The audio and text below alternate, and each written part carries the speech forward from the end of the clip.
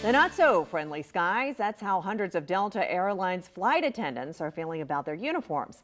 A lawsuit filed by a Jacksonville attorney claims the material used in the airline's uniforms are causing breathing problems and allergic reactions. Alex Ositis is on your side tonight live at Jacksonville International Airport. And Alex, you spoke with the company making these uniforms. What did they say?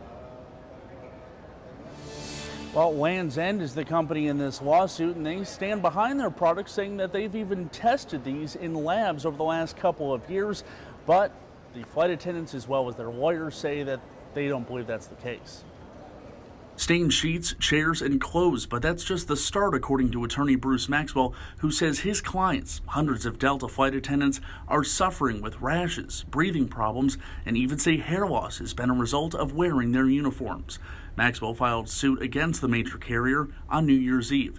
Now he's getting calls from across the country from employees who say that the polyester-based garment has led to these health issues. The On Your Side team contacted the clothing company, Land's End, which says, quote, "The uniforms at issue here have been used for nearly 2 years and have been extensively tested multiple times by independent laboratories and have been found both safe and fit for their purpose."